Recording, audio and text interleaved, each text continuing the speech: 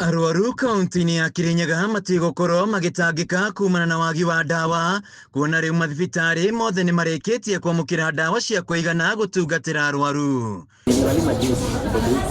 Ici nĩ ndawa iria thibitarĩ wa Kĩmbĩmbĩ wamũkĩrĩte kuma kũrĩ rũhonge rwa KEMSA. Mũrũgamĩrĩri mũnene wa thibitarĩ James Ndegwa akiuga kũrĩ na ndawa cia kũigana ihinda-inĩ rĩa mĩeri itatũ yũkĩte. We have received the third consignment of drug, which were 2 lorries. All the drugs we have been having has been a continuous since inception of this government. The consignment behind me here will take us around 3 months, and we have a system for ordering that is a continuous.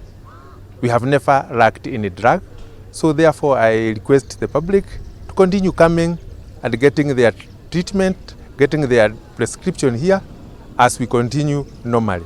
Ndegwa augĩte mamũkĩrĩte ndawa cia mĩthemba yothe na gũtirĩ mũrwaru ũrabatara gũthiĩ kũgũra ndawa na nja wa thibitarĩ. This supplies behind me here. We have antibiotics for adults and children. We have drugs for diabetic.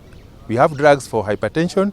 We have other drugs that we need to cleansing materials, and we have other drugs which are special depending with the cases that we get. Today we have received 2 lorries of our consignment, and on Monday we are going to receive another 2 lorries because even we serve the sub-county that we are Mwea East.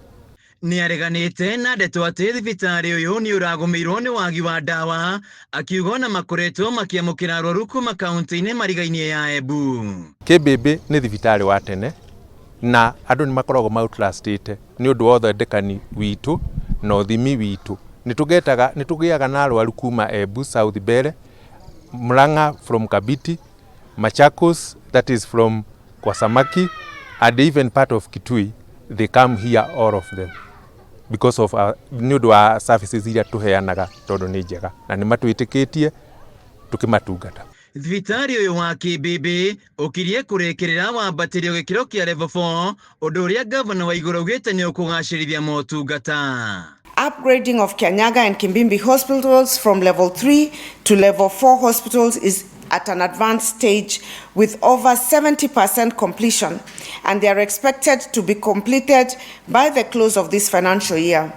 Once completed, the hospitals will relieve the current pressure being experienced at level 5, leaving the hospital to deal with more complex cases.